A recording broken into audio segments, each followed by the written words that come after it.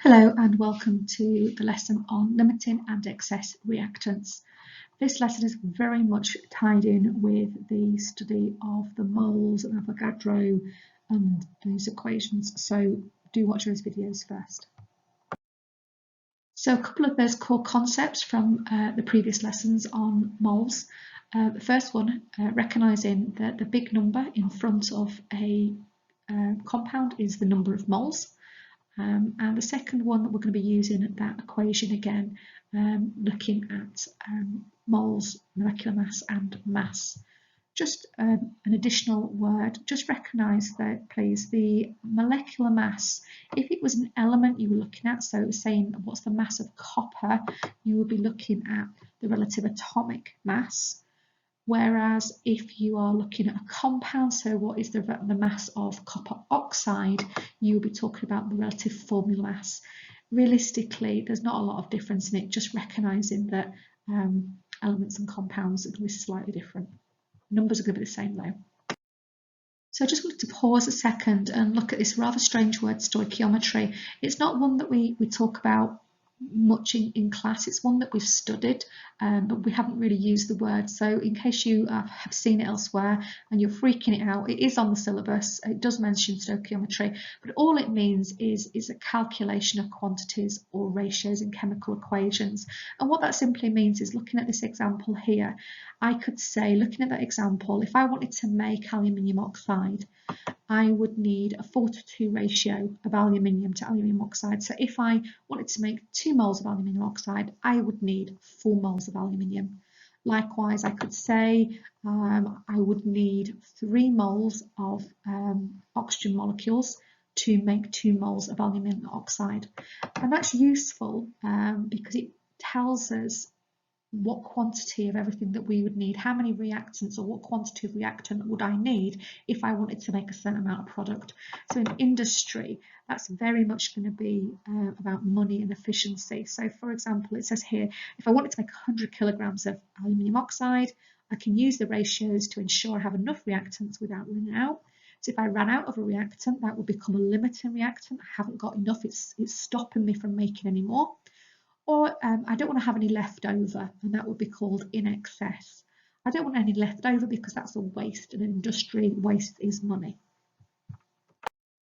Okay, so realistically, the best way to do this is just to get stuck in with a question. So it says, how many moles of zinc iodide would be produced if we used 0.5 moles of zinc and 1 mole of iodine? Calculate the mass of the product, and we've got some numbers there. So first of all, if I'm not sure, I am going to book this question. So it says how many, and it says calculate. Those are going to be my key command words, ideas. How many of what? How many moles of zinc iodide will be produced? So I'm looking at that product there, ZnI2. And what am I calculating? The mass of the product. So again, the product is that zinc iodide, ZnI2. Okay, so let's have a look. How many moles of zinc iodide would be produced? Well, let's give me some numbers here. Okay, if we use 0.5 moles of zinc and 1 mole of iodine. Okay, so I'm going to look at that formula and I'm thinking, well, realistically, 1 mole of zinc and 1 mole of iodine is going to make 1 mole of zinc iodide. So I've got a 1:1:1 ratio. I'm looking at my numbers.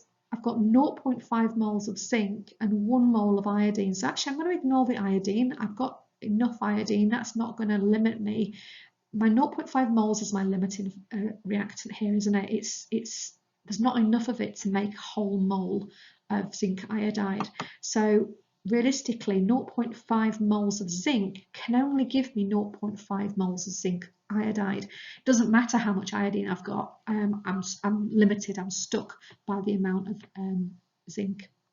Okay, so I've got 0.5 moles of zinc making 0.5 moles of zinc iodide, and that is my answer.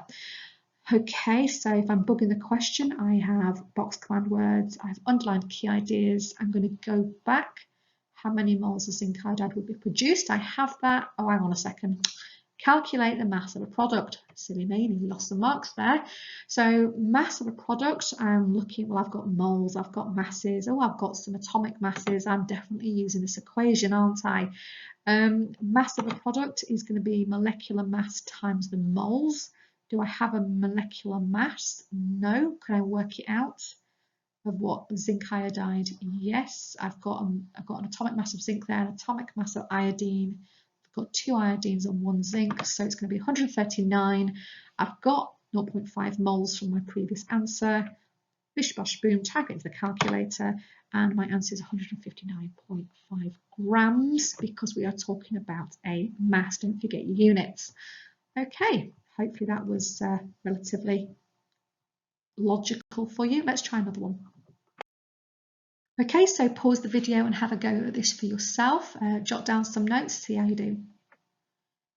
Okay, so I'm going to book my question. I've got how many moles, and I've got calculate. What am I, how many in? The moles of copper will be produced, so I'm looking at a product, and I'm calculating the mass of copper. Okay, right, okay, so what other information have I got? Moles of copper will be produced, that first one. How many moles of copper will be produced?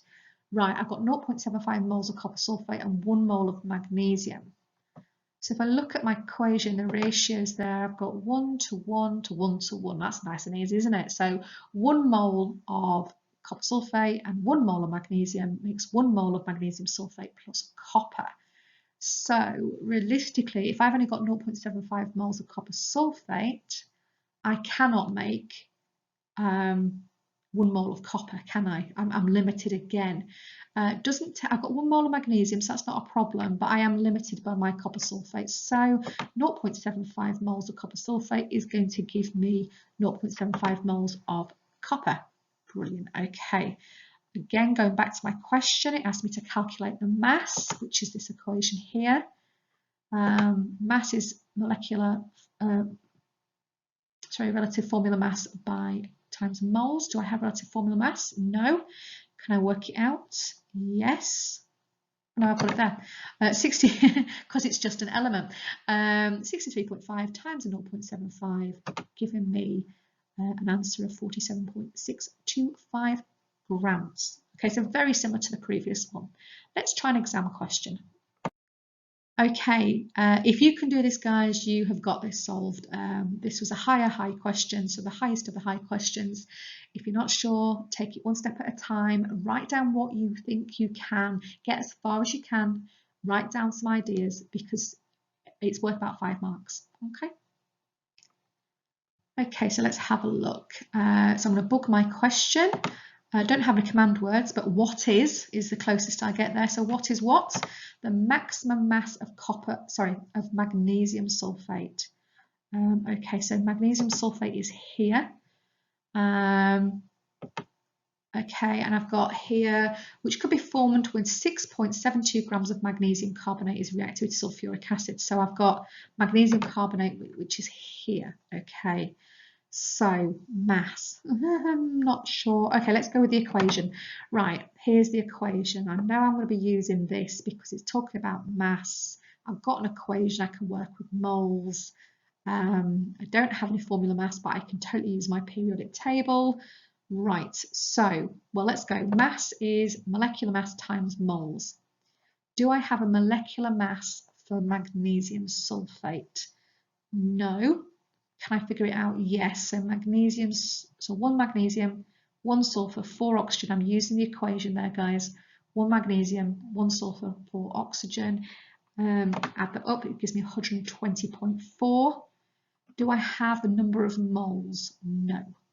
Right, so I'm stuck here, aren't I? Because I don't know my mass, I don't know my moles. All I've got is a relative formula mass there. Okay. What do I do? Right, remember what I've said previously. Look at your equation, guys. Okay, so I've got ratios here. I can use ratios. I've got a 1-to-1 ratio there. So can I? It talks about magnesium carbonate in the question. Can I figure this out? Okay, if I hang on a minute, I'm just going to write down MgSO4 because I think I'm going to get confused, because what I'm also going to do is I'm going to do magnesium carbonate. If I can figure out how many moles I've got of magnesium carbonate, I can figure out how many moles I've got of magnesium sulfate, because it's a 1-to-1 ratio. So can I figure out moles of magnesium carbonate? Well, that's moles is mass divided by molecular mass. Do I have a mass? Yes. Haha, 6.72. Do I have a molecular mass? No, but I can figure it out from the equation. So the formula MgCO3. So I've got a mass of 6.72 from the question. I've calculated my molecular mass using the periodic table, 84.3, and there I have 0.0797 moles. Right, it's 1-to-1 ratio. That means I can plug this into this number here now. Okay, that gives me this answer here, 9.6 grams. Whew, okay, and that is how you do that sort of question. 5 marks, guys. Now, if I can just show you the answer from the mark scheme, you can see there's lots of opportunities there to get marks. If you had simply written down 9.6 grams, you would get the marks, you would get the full 5 marks. However, if you had gone wrong and you didn't get that 9.6, you would lose everything. And this is why I keep telling you to write down everything. Try to make it easier for the examiner to find the answer for you. You can see I try to lay it out logically. So it's easy for the examiner to follow a thought process to see what I'm doing. But there's marks for calculating the molecular mass, the 84.3. There's marks for calculating the molecular mass of magnesium sulfate, 120.4. There's marks for calculating or doing those calculations once you've got the moles and the molecular mass. So it's just about taking it as far as you can. And even if your final answer is not quite there, you will pick up marks for just the simple bits. So have a go and do your best.